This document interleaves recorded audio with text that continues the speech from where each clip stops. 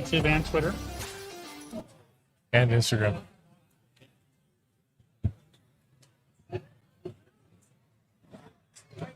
We're up and going, man. Say hi to the people. Oh, well, welcome.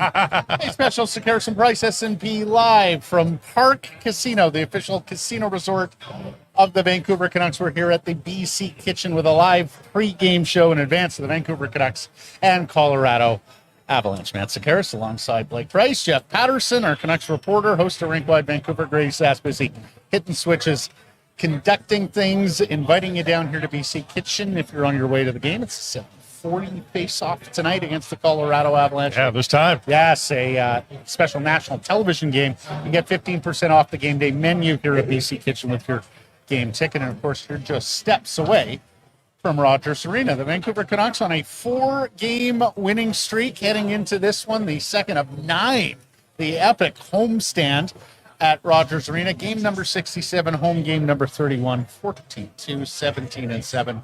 21-6-3. But, fellas, there are 2 gaps in the Vancouver Canucks resume.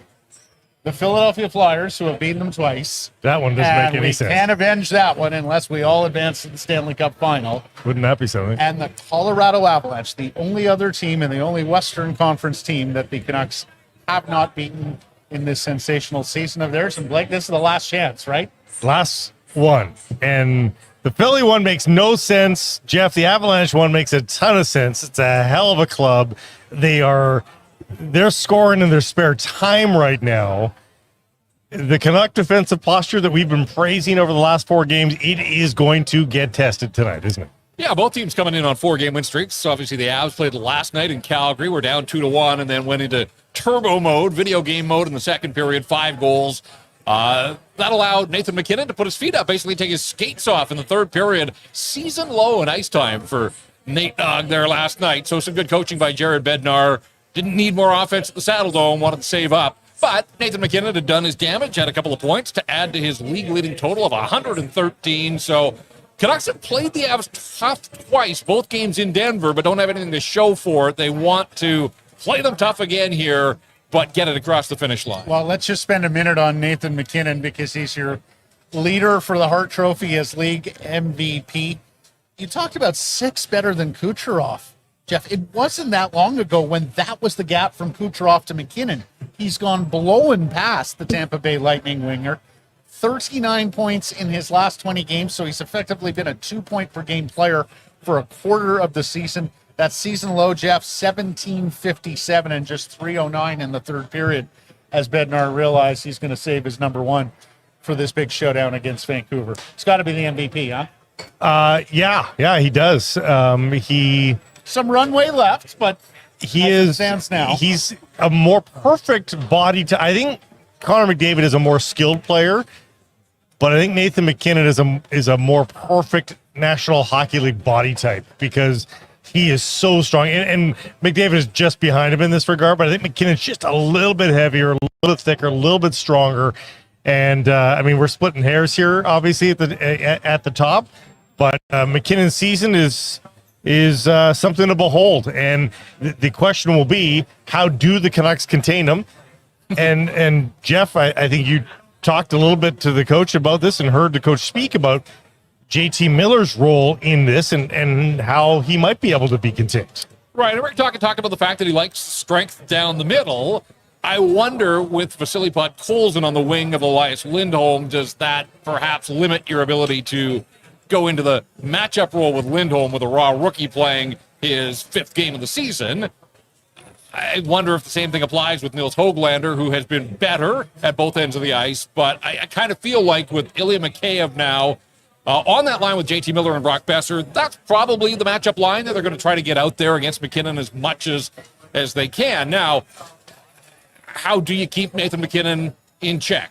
He had 10 shots on goal in the game last month against the Canucks. Didn't score. But when he has 10 shots, it tells you he's got the puck on his stick in shooting positions pretty much every time he's on the ice. I remember a game back in 2018, guys, in Denver. He had 9 shots and 19 attempts. He was in on all 3 goals in a 3-1 win. I looked at the box score earlier today.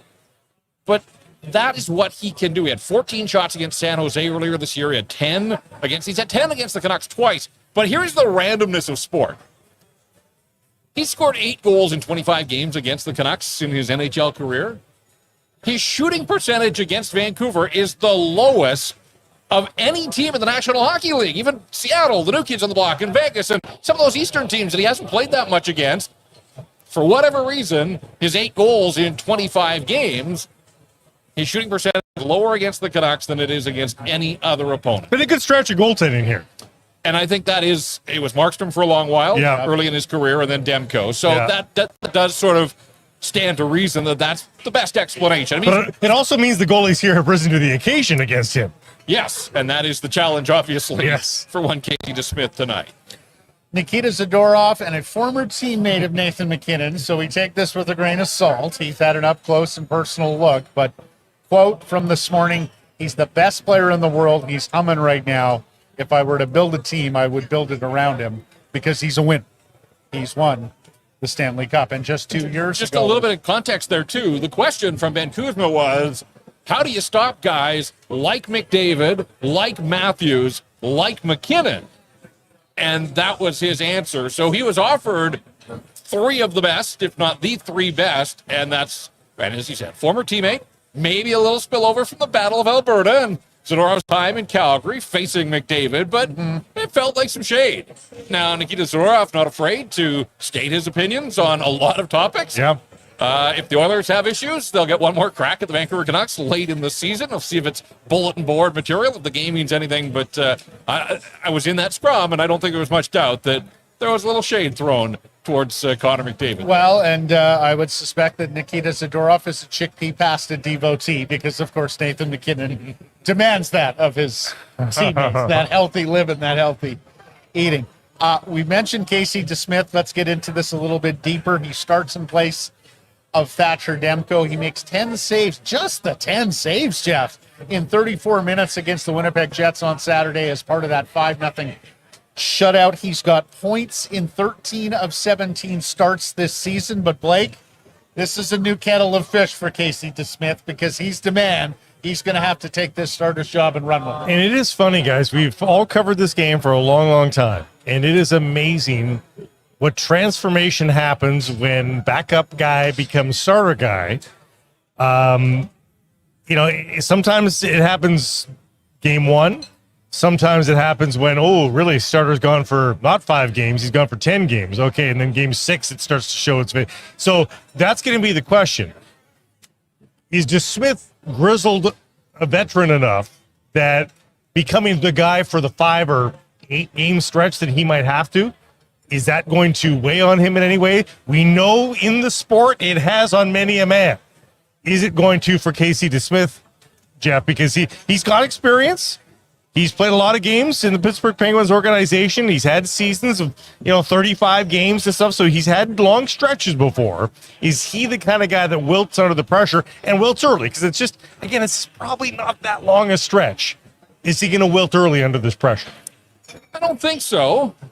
He's 32 years of age, so he's not a 25-year-old getting thrust into the situation. He's been around the block, as you mentioned. Pretty level-headed guy. Rick Tocchet spent a fair bit of time at the podium yesterday talking about when players like their backup goaltender. Casey DeSmith is as likable a guy as you're going to find, and I do think the teammates absolutely love him as a teammate, and JT Miller said as much today that, if anything, you're going to play harder, knowing that you've got the Avs coming in, that they're capable of lighting up anybody. And just a quick aside here, not that they needed breaks or that it would have changed much of anything, but the Colorado Avalanche getting a little bit of a bounce. They missed Jacob Markstrom, who didn't play last night. They got Dan Vladar and they chased him, and now they're getting Casey DeSmith. So, when they looked at the schedule a couple of weeks back and probably figured that they would see a Markstrom-Demko back-to-back tandem, that wasn't the case for the Colorado Avalanche, who went with their backup last night to save Alexander Georgiev for this one, just as we saw with Winnipeg last week, went with Laurent Brossoit in Seattle and saved Connor Hellebuck, although Hellebuck didn't have his finest night. But, no, look, it's a good test for Casey DeSmith. These are the highest scoring team, this is the highest scoring team, and with the highest scoring player, and his running mate, Mikko Rantanen, is capable of doing a whole lot of damage on a 10-game point streak, had 4 points last night in Calgary. So, yes, it's a good test for DeSmith.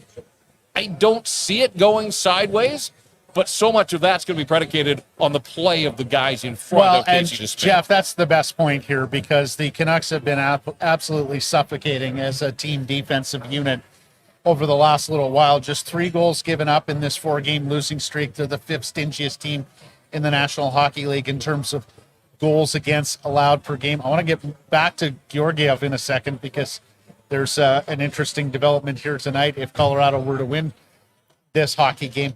And then there's this extraordinary stat with Carson Soucy in the lineup, and you've been hammering away at it. Carson Soucy, you may remember, he got hurt late in preseason. He missed the first handful of games. He finally gets in on that first opening road trip in Philadelphia. They lose that game. They lose the next one to Tampa. No one beats Philly, though, do they? Nobody beats Philly. Torres is not losing it. And then they have won 19 of the last, 22, 23 with Soucy in the lineup. 19-1-3, Jeff. Do I have that correct? That's right, yeah. With Carson Soucy in the lineup this year. Look, he's a defensive defenseman. He's a big guy. He clears space. But he was sort of known as a second, third pair guy. And it seems he's seemingly been the linchpin to the Canucks defensive He's effort. the starting goalie. He's almost like a second goalie. I mean, it makes them better, without a doubt. The record is bizarre. His one outright loss since those 2 that you mentioned was in Toronto in November. Since then, the Canucks have left town or left the building with something every single night that he has been in the lineup. Now, came back in January, played 8 games, and then broke the knuckle against the Leafs, and so has been back. Came back in Los Angeles, I guess it was. He didn't play in the Anaheim game. So he's been in for 3 of the 4 games on this run, this win streak. He's just calming presence. He's a very calm guy to talk to. He's taking this all in stride, doesn't want any part of that. Record was thrown at him post-game the other night, and he was quick to shoot it down. I mean, it's not an individual. We keep goalies' records for some reason, but we don't keep defensemen's records, as the season unfolds. But it is undeniable that they are a better team with him in the lineup, and they're happy to have him back. And he told me a week ago that he just wanted to ease his way in here and find the speed of the game. Well, I would suggest that he has found that and then some. And look, they rely on him to kill penalties when they take penalties, but that's been a huge part, guys, of this 4-game run, the win streak. They've been shorthanded once in each of the 4 games. And even at that, like a Besser third-period penalty in garbage time the other night that wasn't consequential.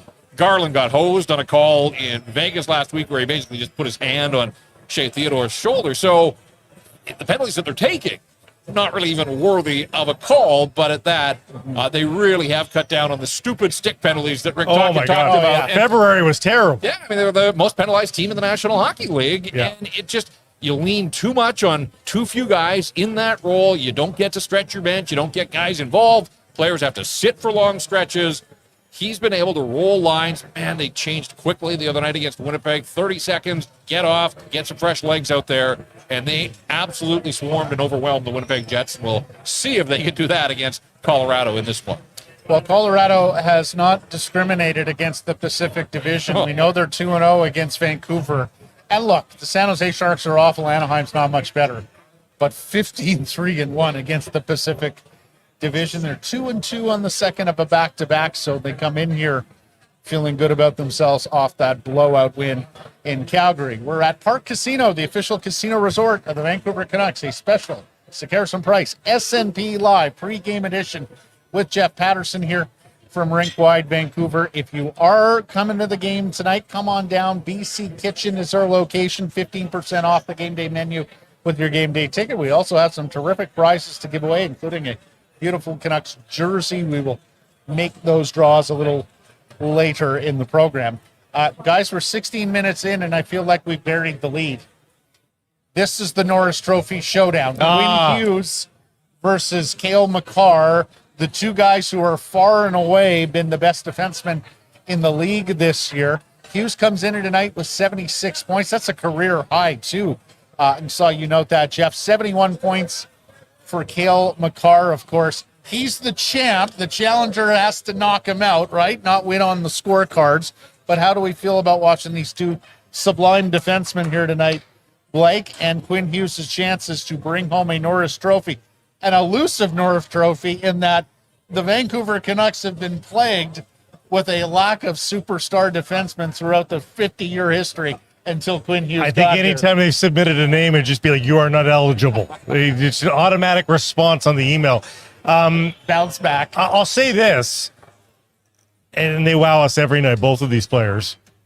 They seem to get up for this game. Both of these players know who's on the other side, and they say, hey, we're not playing against each other. We're probably the farthest away from each other of any two players on the ice outside of the goalies. So it doesn't make a whole lot of sense to say that it's a versus thing, but I think both of them know that there's eyes on the game, and they want to make an impact on the game. I can't wait to watch it. I think they've played well against each other in the past, and right now Hughes, I think, is in the driver's seat. He has the pole position, but what's the pole position? It's, there's still ample racetrack ahead here for Cale Makar. I hope we see both the guys make an impact on the game tonight. Didn't get a chance to talk to Quinn Hughes. He was out early. It was interesting. It was a well-attended optional this morning. I'd say 13 skaters in the goaltenders. Quinn Hughes was one of them, and they went out and they did some power play one work early, and then Quinn took off. Some of the others stayed out there, but we didn't get a chance to talk to the captain, but it had a big game feel at the rink. Like, I think the Canucks recognize some of the things that we talked about, that they have been close and they pushed Colorado, but they haven't been able to beat them yet this year. They know that the Edmonton Oilers still have designs on reeling the Canucks in, and there is enough runway there. So I think the Canucks are excited these days off. The ones that took the full time off, the ones that went for the optional skate on Monday, whatever the case, I think the rest is going to do them well, and I think the rest has really served Quinn Hughes well here. Going back to the Anaheim game, like those first 10 games out of the All-Star break, and of course he was part of All-Star weekend as well, so it wasn't the break for those guys that it was for others around the league and even others on the team. But that 10-game stretch, 8 of them on the road, 10 games in 17 nights, they ran out of gas. They just hit a wall, right? Like they did. And Quinn Hughes, I think, was front and center there. But now that they've had some downtime, some days off, some rest days and some practice days, he has looked better and better on this win streak, to the point that, guys, in the first period the other night against Winnipeg, the shot attempts were 20-0. Yeah. 20-0 in the Canucks' favor. Like, the Canucks were great in the first period, but nobody was better than the captain. And when he's on and tilting the ice like that, they're a formidable opponent for anybody, and ask Winnipeg. So the hope is, with a couple of days here too, that one more spring in his step, and maybe Colorado's going to have to look out as much as the Canucks are going to have to be on notice when Makar is out there. Quinn Hughes seems like he has rediscovered his game. What do you think, Jeff? Would he win the Norris if it was voted on today? I think today, yes, but it's not handed out at the 70-game mark, so there is still enough schedule left for both of these guys. Like, if Quinn was to sort of go into hiding again and spin his wheels. Makar had a hat trick the other night. Right, and he's capable of doing that just about every night. Yeah. So, this is a Colorado team that was already good, with already designs on getting back to the top of the hill, and then they went nuts, mostly the day before trade deadline, but they added 4 pieces that are going to be in their lineup that weren't here a week ago, and so it makes their defense core that much better. It makes the guys up front that much better. But they are built around Makar and Taves and Rantanen and McKinnon, obviously, and Nichushkin's now back after his 2-month stay in the assistance program and had a big night last night. And he's a handful. But, yeah, like Hughes, so much of their offense is generated from the back end, breaking the puck out, getting past that first wave of forecheckers, and Makar does that as well as Hughes, and those two do it better than pretty much anybody else in the National Hockey League. So there's going to be a lot of puck transporting from those two players tonight, and we'll see how much offense it leads to. We'll get to the rest of the out-of-town scoreboard a little bit later, because it is a tantalizing, and it's a weirdly Western-focused out-of-town scoreboard. Washington's like, wait, what are we doing? Yeah, exactly. Right. Everybody else is Western. But we should say, in the other trophy tracker, Connor Hellebuck is losing 2-0 right now. It's through 2 periods of play. It's not his fault, but he's not the one doing the shutting out, if you will. It's UC Saros. So if you're watching Demko's eligibility, not only do you want the Jets to lose for the Canucks' own sake, but if you're watching Vezina trophy tracking, you want him to give up a couple more in the third. What a weird stretch for the Jets. Feast or famine. They shut out Seattle. They came in here, got shut out by the Canucks, went home, shut out Washington on Monday. All shutouts. Yes. Yeah. But if they don't score, they're going to be on the wrong end of a second one here in 3 games. Jeff, we had the discussion on the Daily Show today.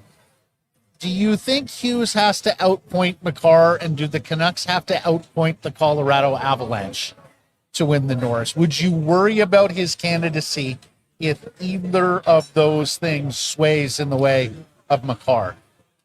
I think at the team level, the Canucks have had so much success that ultimately if they get edged out by Colorado at the wire, I don't think that will play into it as much as, I think Hughes has to protect his lead. It's a 5-point lead right now. He can see the finish line, but he's got to get there, and he's got to finish strong because, as you said, the champ is the champ until he's unseated. And I think the fact that you've won a Norris, in Cale Makar's case, I think that carries some weight with voters. Now, I also think that voters are younger than ever before. They are more in tune to the underlying numbers, the analytics, and do more research. I think a lot of times the guy that won the scoring race, he was your winner. But I think now people do a lot more digging on the types of seasons, the defensive awareness, the defensive importance, the goal differential when guys are on the ice, when they're not on the ice, those types of things. So, a lot of those numbers play in Quinn Hughes' favor, but I do think there are still some voters that are going to say, hey, Cale Makar had a better season than Quinn Hughes because he finished with a couple more points. If he does, and it may be as simple as that. Well, voters for the Norris may be younger and dig a little deeper and take into account the analytics, Jeff, but voters for the Vezina are still the National Hockey League general managers, not younger. Goals saved above expected. You don't think he's being looked at? I'm just, and we've had the discussion on the show. How many shutouts did he get? Yeah, well, Demko looks pretty good on that metric. He's got 5. What do you think of to Blake's question? Is Demko's candidacy totally derailed by this injury? Or if he does come back in just the 2 weeks, the short end of the return to play timeline, do you still think he's got a fighting chance at that? Well, the injury freezes his very impressive numbers, right? They can't go down or up. So in that sense, he maintains the impressive statistics that he has put up. Now, again, I still think Connor Hellebuyck had moved in front of him, and this week notwithstanding, it would take a few more weeks where his numbers really took a beating. And even at 2-0 down to Nashville, the Jets aren't out of it, but I'm not hanging that necessarily on the goaltender and the goaltender alone. So I think Hellebuyck had moved in front just with his play from November through February.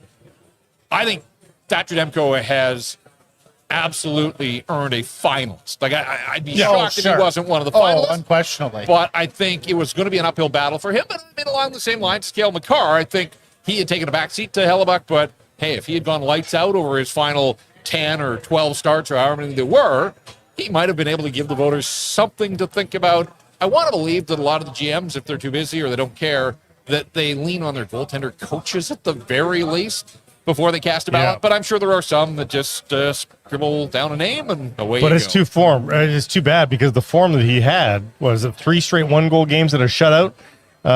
As he gets injured, it's too bad. A little bit of breaking news. Yeah, well, let's get to this. Leas Pedersen, defenseman, EPD, as we call him. Patrick Alvin announcing that he has been assigned to Abbotsford of the American Hockey League from his Swedish Hockey League club. I know you were looking into the end of the Swedish League season this week, Blake, and the fortunes of Leas Pedersen and Jonathan Lekkerimäki. Lekkerimäki, if you're not aware, Alvin and the Canucks have already said, we're going to allow him to see if he can make Sweden's World Championship roster. Well, they made the playoffs, so they're gonna finish the playoffs first. They're gonna finish the playoffs. Then he's going to be given the opportunity to make Sweden's World Championship roster. But Leas Pedersen, the defenseman, a different kettle of fish. And it's kind of bad timing because they were really hard up for defensemen not too long ago, about 3-4 weeks ago. They were struggling to find healthy defensemen. Everybody was banged up. Everybody's coming back to the point where we talked about it today on the regular show that it looks like Christian Wolanin is within days away from perhaps making a comeback as well. And if that's the case, gosh, it's going to be tough for them to find minutes for Leas Pedersen, but they want to find minutes for Leas Pedersen. Jeff, as you well know, he is high in their esteem, and you know, they probably do want to sneak peek at him before the playoffs are over. I don't think he's allowed to play in the playoffs, but but to get a few games in, see how he reacts to North American pro hockey, I'm sure they're very curious. Yes, and I beg the viewers and the listeners, spare me the EP40 has been assigned to Abbotsford jokes. That, gosh, tired. Yes. Everybody can do that. Yeah. You don't need to get on your Twitter. They're the same name, folks. They're the same name. Honestly, there was a part of me that thought it wouldn't be the worst thing in the world if he was used as trade fodder ahead of the deadline, just to avoid. Now, I'm old enough to remember when the two Greg Adams played here, and we all survived, including Jim Robson, who had to call the play-by-play when two guys with the same name. So we'll see how it plays out. But this is just another step that, you know, the defenseman EP is clearly a legitimate prospect that this guy has developed now to the point where they were eager to bring him over. They want to see him on North American ice. They want to speed that process along. And, you know, I just think it's a good thing for him. It's a good thing for the organization. Again, where he slots in on the pecking order, that's to be determined. But just getting used to the smaller ice, to getting used to players in the system, the coaching staff, and all of those types of things, it's a good development. It's a good news story for the Vancouver Canucks. Just getting back on Demko for a second. 5 shutouts, third in the league. There's 2 guys tied with 6. His 34 wins leads the National Hockey League, and his teammates can help do him a favor by preventing Georgiev from tying that mark tonight with the Colorado Avalanche victory. I'm sure Georgiev will go buy him at some point here soon, but it would be a nice feather in his cap, Vezina trophy-wise, if he's able to lead the league in that category, or at least be as high up as he can be, especially given who's voting, Jeff, and how wins seem to matter to them more than perhaps the analytics folks who are looking a little deeper on the other numbers. And Georgiev leads all NHL goaltenders in minutes on ice, so there are ways of determining who's been the busiest goaltender, whether it's starts or appearances, but just in terms of minutes logged this year, nobody has played more than Alexander Georgiev, who got the night off last night, but is expected to go the distance for the Avs here tonight. One more question for you, Jeff, because you got a game to cover. You got to get over to Rogers Arena. The great news, Parq Casino just steps away from Rogers Arena. Hughes Suter snapped a 17-game goalless drought Saturday against Winnipeg. Ilya Mikheyev is twice that long at 34 games. Is tonight the night, Jay Patter? We've seen a goal from the much maligned Russian winger. Should I take a few steps before I get to Rogers Arena and plunk down $5? Oh, you're in the right spot. Yeah. I'm not prepared to go there. Look, he's been better of late. He has. But the bar was so low that I think we have to be careful. I've seen people, he's been great. He hasn't been great. He's been good. He's been okay. He's He's been been noticeable for the right reasons. And I do think, going back to the discussion we had earlier about, you know, if JT Miller draws the assignment trying to match up against Nathan McKinnon, I think that a guy like Mikheyev has a role, that he's defensively responsible. You know, before the knee injury, maybe he could try his best to keep up with McKinnon. Nobody in the league really keeps up with Nathan McKinnon, but I think that Mikheyev has a role to play in trying to be disruptive in the neutral zone. You know, just get in McKinnon's way before he builds up that head of steam and can make defensemen look foolish. So I would take a night where Ilya Mikheyev is just pulling on the rope defensively, doing what he can to help the hockey club keep these high-flying Avs in check. I joke because I wrote about it the other day, just trying in my head. It was a bit of a thought exercise for Canucks Army. What's his next goal going to look like? Because you got to go back to November 12th in Montreal, the last time that he actually snapped a puck past a goaltender. His last goal was a deflection. There have been a couple of goalmouth scrambles. Petey put one like right on his stick in the blue paint that, you know, you or I probably could have scored. I talk about this. He shoots, he scores goal. His shot, he looks like there's zero confidence in his shot. I don't think it's related to his knee. I just think right now it's in his head, all those types of things. So, you know, probably the old proverbial, you know, one hits him and goes in, whatever it takes. Yeah, I mean, 34, he's played primarily with Paterson and now with JT Miller, the top scorers. It really is on a lot of levels. And I know the guys, like, coach yesterday talked about, they don't need a lot of offense. They just need him to, be that defensive conscience. At this point, I said in the column, like, just save him for the playoffs now. Like, don't break the streak. Like, save whatever offense you've got in that stick, Ilya. Save it for the playoffs when the games really matter. You've come this far. It is crazy. 34 games as a National Hockey Leaguer. Who had 10. It's not like he hadn't scored this year.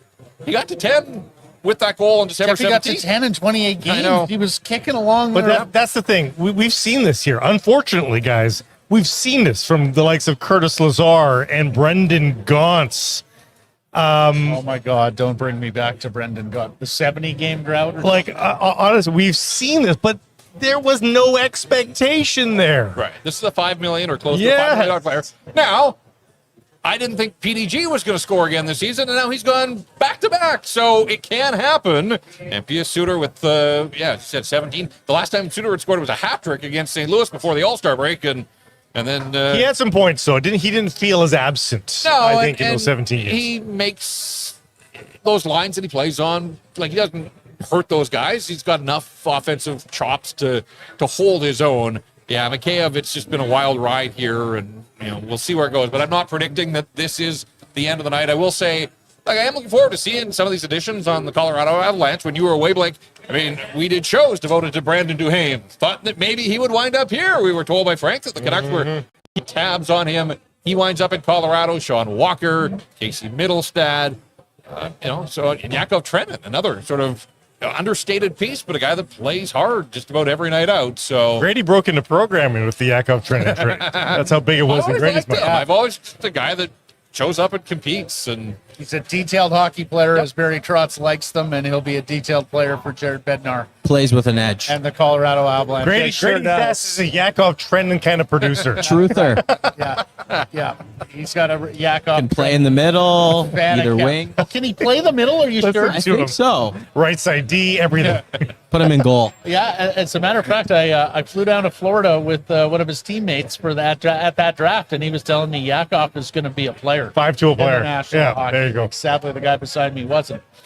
Jeff, you got a game to cover. Thank you for this. Everybody, if you're not already subscribed and listening to Rink Wide Vancouver, you really ought to be.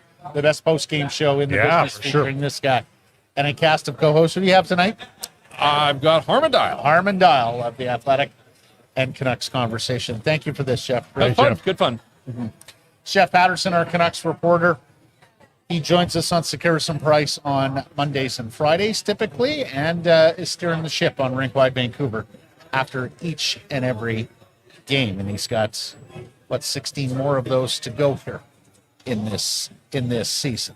We're at Parq Casino, the official casino resort of the Vancouver Canucks, just steps away from Rogers Arena. We're at BC Kitchen, where you get 15% off the game day menu with your game day ticket. Come on down if you haven't. If you're following around here in the restaurant or the casino, if you haven't already filled out a ballot, we have some fantastic prizes for you, including a Vancouver Canucks jersey. And a discount for every game, not just for tonight, because we're here every game. So go check it out right here at the BC Kitchen. In a season like this, you never want to miss a single second of what's happening on the ice, and you want to be around your fellow fans, right? Well, Greta Bar YVR at 50 West Cordova, the perfect spot to do so. Hey, if you've got tickets, a great place to pre and post. They've got drink specials every single day. And if you don't have tickets, well, stick around and soak up the atmosphere with all your fellow fans, play all the great video games and air hockey, great air hockey set up as well at Greta Bar YVR. We'll see you there, 50 West Cordova. Great Clips is the official hair salon of the National Hockey League. There are 37 salons in Vancouver and the Lower Mainland, all Canadian owned and operated. Download the app and find the nearest to you. When you're up next for a cut, you'll get a ready next text. Great Clips. It's going to be great.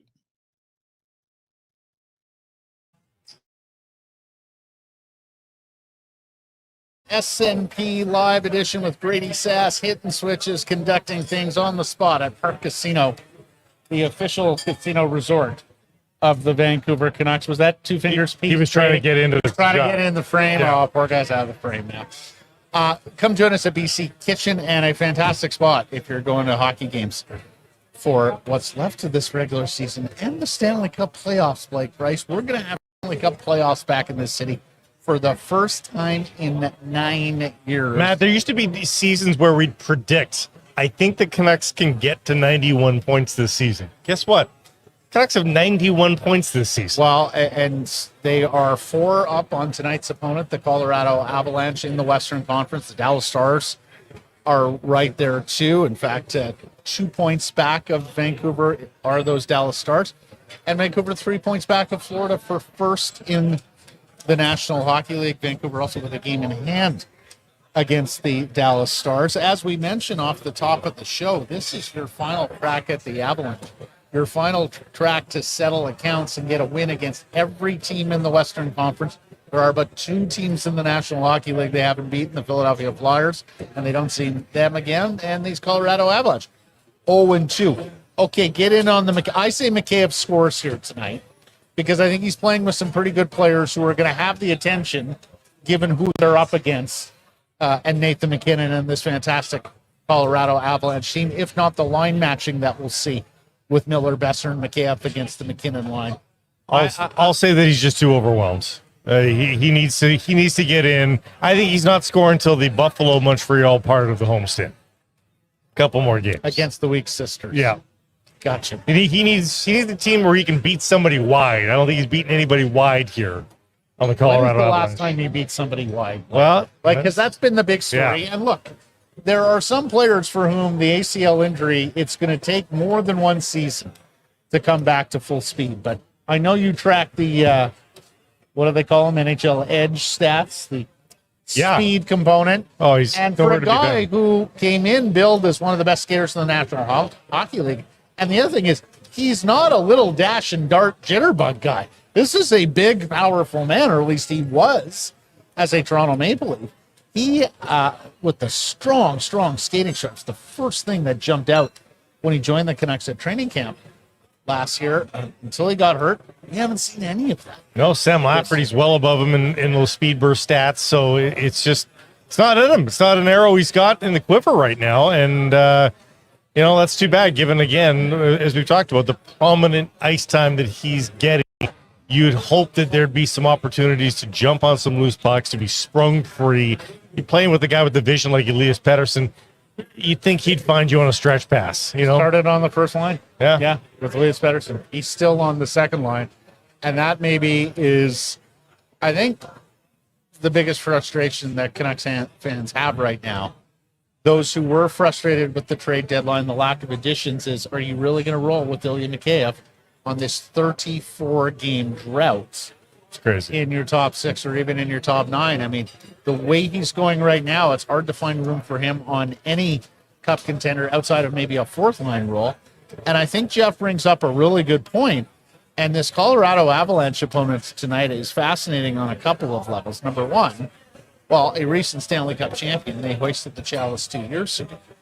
But also that they went out and cut as deeply to core areas of their club, which you don't really see contenders doing all that much at the deadline. They were unhappy with Fort Moody's Ryan Johansson trying to fill that second line center role. They made the move. They got rid of him. Included him in the trade for Sean Walker, the Philadelphia Flyers, who comes in and slots in on the right side of their defense. And what a luxury to have Sean Walker as your third pair right side guy after Cale Makar and Josh Manson. But they replaced Johansson with Casey Middlestat from Buffalo. He scored a nice one last night. They go out, they add the winger that Jeff was talking about, the feisty Brandon Duhaime from Minnesota, who the Canucks had their eyes on, and then Grady's boy Yakov Trenin. 3 new forwards in the top 9 for Colorado. And like I said, a third pair right shot defenseman that really for a lot of teams is a second pair right shot defenseman, if not on some weaker teams, a top pairing. The only Right thing side that should quell Vancouver Canucks fans' fears is that, again, you go through the history, and there's a lot of teams that make trades at the deadline. Rarely are the Stanley Cup champs, rarely is the team that's raising the chalice a team that has made massive changes at the deadline. So it looks good on paper, and hey, you look at the out-of-town scoreboard, Nashville has put those 2 goals, those 2 third-period goals on the board. It's 4-0 Nashville over Connor Hellebuck. and the Winnipeg Jets. Jason Zucker, newly acquired for the Preds, just got them on the board, so they're getting the dividends of the trade deadline already. So you're seeing teams getting the fruits for the labor of the general manager, but do the Canucks need to be that team? They've been in first place for the most part all season long. Teams are trying to get to the Vancouver Canucks. Maybe the Canucks are right where they need to be. Want to shout out our friend, regular listener, and Rogers Arena legend, Piero Mineta, who's over here to my left. And the visitors bench, usually the visitors bench. A lot of screen time. A lot of screen time. He's got a distinctive look. He wears some jewelry, and he just sent over some chicken wings, Blake, in case you and Grady get a little hungry. Oh, here. you're not gonna vibe? You don't like the chicken Well, wing? I'm gonna have a chicken wing or two here in a bit. First, Okay. we're gonna finish the show. Anyways, Grady, if you're hungry, Piero sent over some chicken wings, and they're part of the game day menu here at BC Kitchen. Get 15% off with your game day ticket. Vancouver versus Colorado in a 7-round series. If we can dare to dream, if we're boy. looking at a preview Conference of the final. Western Conference Final, and of course, it would have to be the Western Conference Final. These two teams are going to play in their own division. No wild cards here. What would you like about it? What would you like about it? What would you think would be the key and deciding factors if these two teams were to connect in a 7-game? Well, you have to go down this road. If the Vancouver Canucks are getting to the Western Conference Final to play the Colorado Avalanche, it means they are playing good playoff hockey. It means they have figured out some playoff hockey, which means that they probably look pretty darn good against the Colorado Avalanche in the series. So I think it could only be amazing. Honestly, I would worry if there was a team, let's say Colorado underachieved this year and they somehow were the first wild card team and the Vancouver Canucks had to play them. I'd be worried about that. Unproven Vancouver Canucks. By the third round, Matt, they're proven. They just won 2 playoff series. So because of that, sure. I think that means that the Vancouver Canucks are looking good and would show well versus the Colorado I'll tell you Avalanche. what, I'd love them down the middle. I think Vancouver had the edge down the middle with Miller, Paterson, and Lindholm against McKinnon, who branded is great, but can Middlestad and Colton hang with the Vancouver center iceman? Because that's now effectively the strength of their hockey club, right? If he's not going to play Lindholm and Paterson together on what we thought and hoped would be an Elias and Elias line of 2 Swedish players who magnificent defensively or offensively and defensively. So I would like Vancouver down the middle. You like the edge in goal, as good as Georgiev is, for but sure. Demko, look, the two amazing defensemen. I think you'd have to say defensemen 1 through 5. Colorado's better, although they're playing Jack Johnson still, Blake. I cannot believe he's in the league. I cannot believe. I thought he was on his way out of the league a few years ago, but he's hanging on there at age 37. Maybe defensemen 1 through 6, slight edge to Vancouver, depending on who's healthy and who's playing in that 6 hole. And here's the other thing. Tyler Myers skated for a 2nd consecutive day today.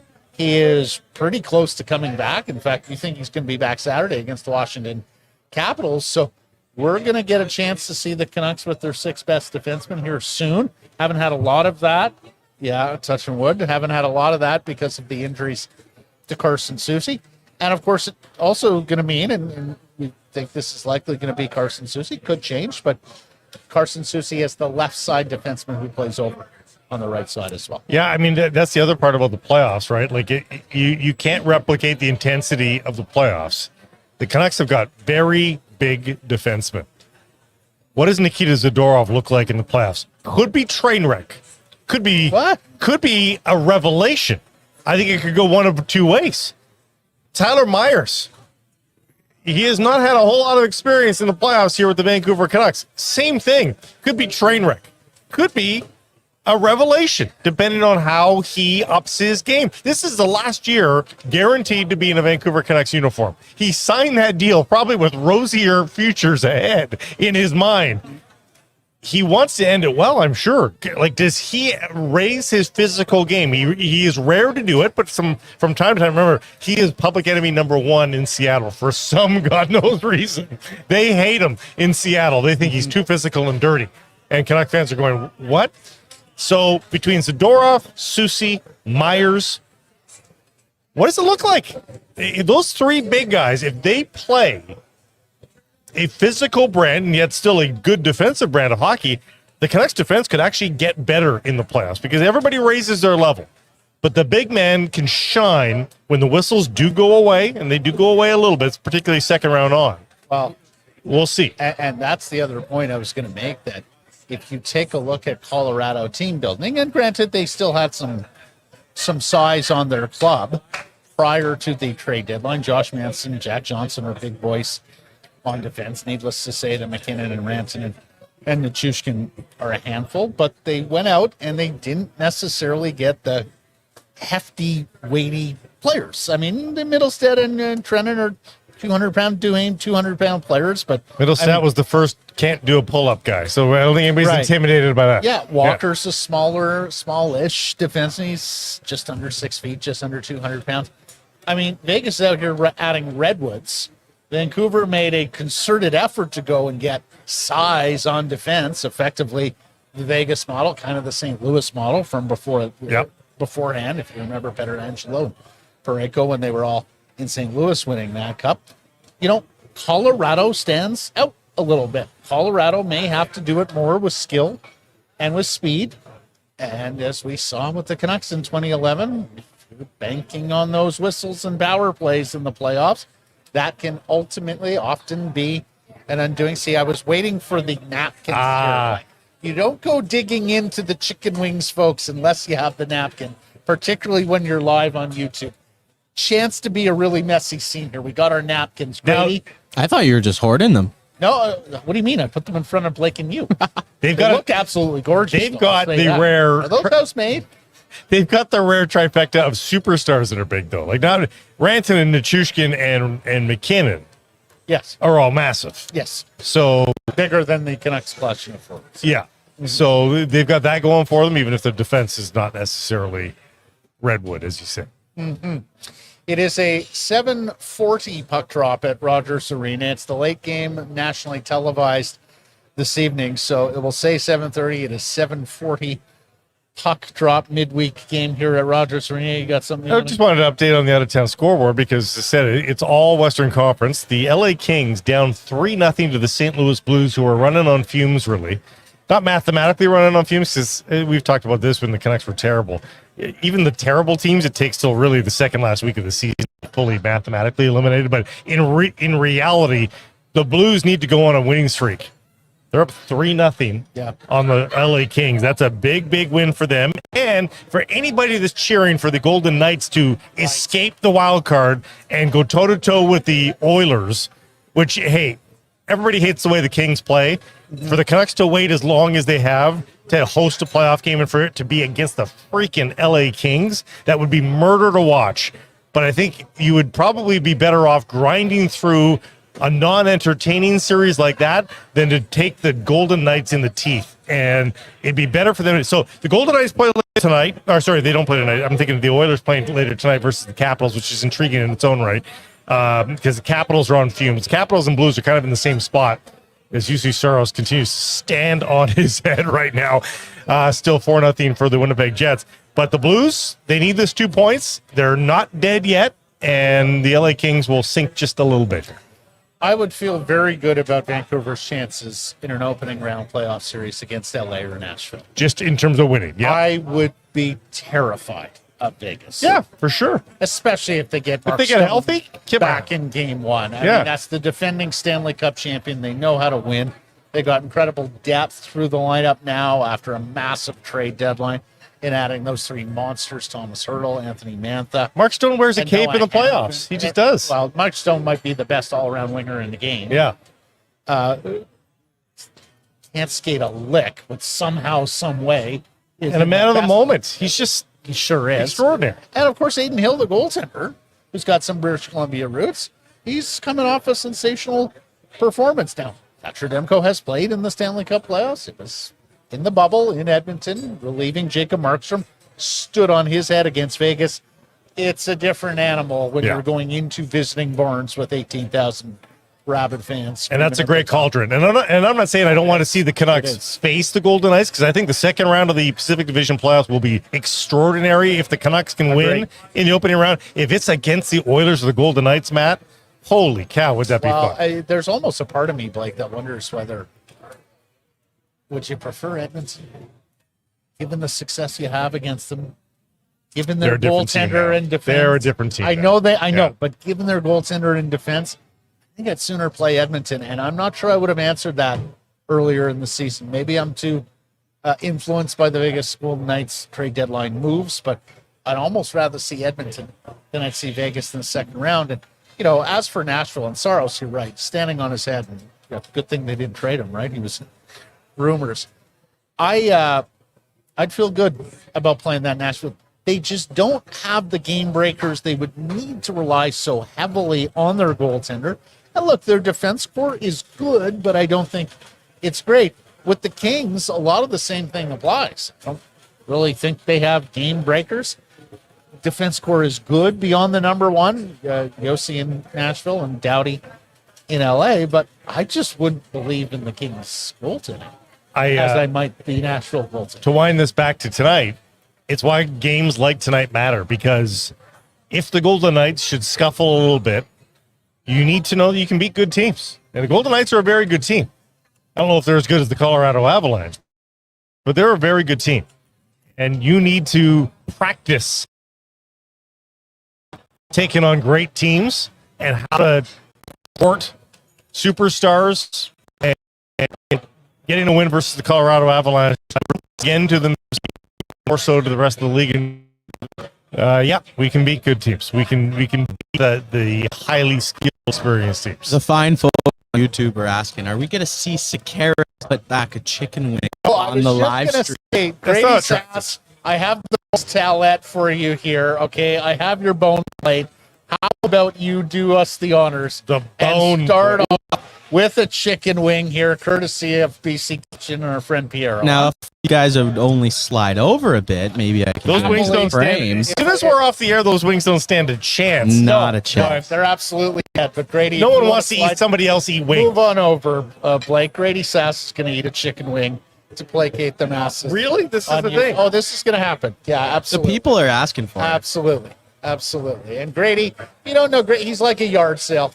He walks into a room, all his affairs go everywhere. They call me the human garburator. Eating chicken wings. He was designed Give me anything and it's going to down. eat chicken wings. All right. Bon appetit. Have a wing.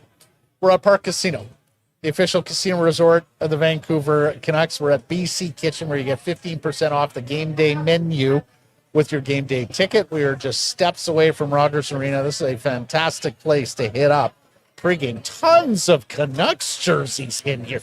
The Grady vibe is and I- unbelievable. Grady and I walked in here just after 4:00, and Yeah. it was rocking with Canucks jerseys. It's So true. already you've got a good number of people who have made this their pregame stop, their pregame routine before heading over to Rogers Arena. And needless to say, I think the crowd is only going to grow here as we get closer to the Stanley Cup playoffs, Well- and people make events and evenings out of these playoffs. The people to TV ratio here at the BC Kitchen is great. So put that in your memory banks come playoff time. We just did a lot of playoff talk there, which, by the way, was exhilarating.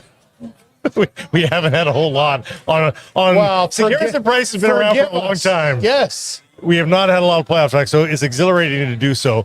But I can imagine this place jammed come playoff time. 11 and a half years with this guy. We started off with a playoff team. Then things went terribly wrong for the better part of a decade. 14, 15 is all we had. Absolutely fantastic to talk playoffs with you. And you may well be seeing more shows like this as we get closer to the Stanley Cup playoffs, team, because, for well, sure. needless to say, it's a big freaking deal when the local NHL team is in the Stanley Cup playoffs. There's no other story. There's an electricity. There's a crackle, energy throughout the city. You see the car flags. You see the game day jerseys. You know you're going to be seeing more people socializing more every second night, right? It's perfect. So make this one of your spots, BC Kitchen at Parq Casino. We're giving away here. Soon we'll be giving away a whole bunch of prizes, including gift cards to Parq Casino that you can use for food and bed. We've got some free play cards for casino use as well. And we have a absolutely gorgeous Vancouver Canucks jersey that we're going to give away in just a couple minutes here, right, Grady? Special thank, yeah? Oh, I was going to say, I'll get the raffle up on the table here. Are we going to do it live here on the show? Yeah. We're gonna do it live. Wow. We're gonna do the raffle live. While we're at it, some thank yous here to everybody at Parq who have made our experience so amazing. Thank you to Derek. He's just over here to my left. Thank you, Derek. Stephen, Albert, Katrina, Purio, Wayne, and the fantastic staff here at BC Kitchen for being such sensational hosts. Thank you, guys. Much obliged. And all the IT guys, of course, too. Well, everybody who carried Grady through the IT of Yes. this endeavor.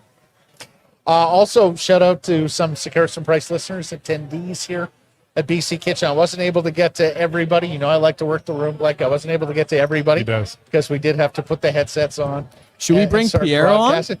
Did you want to bring Piero on? I'll go get Piero. One Okay. sec. Thank you to Damien, Mario, Jason, Mitch, Ryan, and Mike. Are we going to put Piero to my left, or are we going to put him in your spot? Maybe Piero can present the jersey. Let's have Piero present the jersey to the winner after we get the what do we call the tumbler? The tumbler? It's a tumbler. We're going to get Piero over here.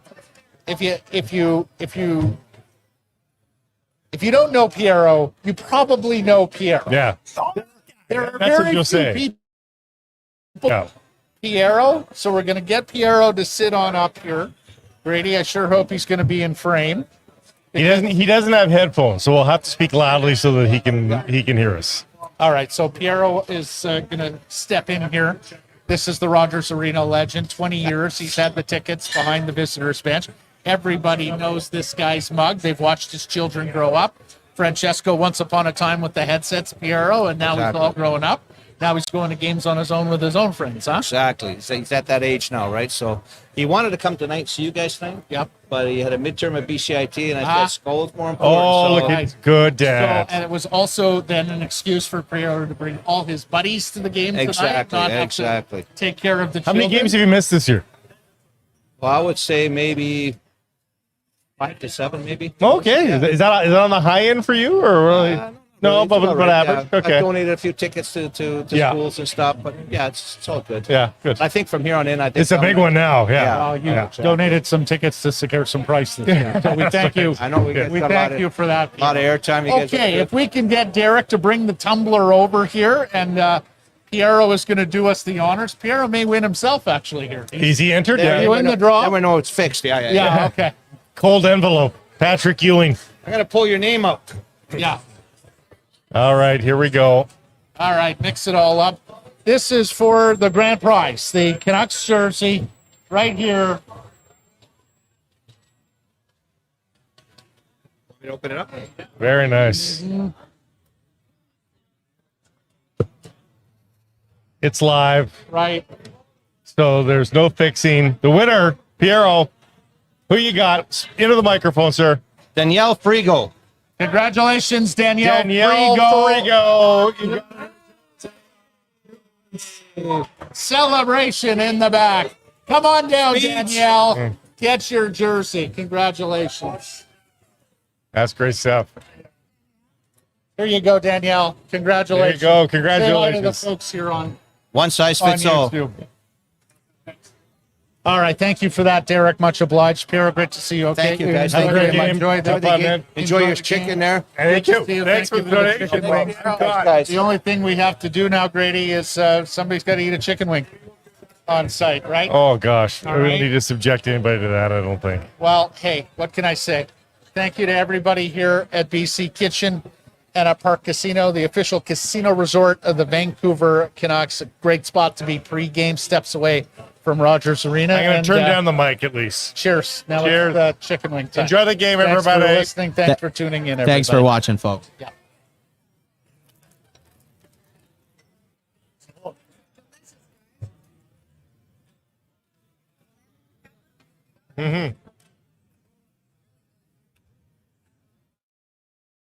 Hey, everybody, if you're enjoying what you're seeing here, then follow along with Sekeres Price on YouTube. I promise more content coming. The kids call it subscribe.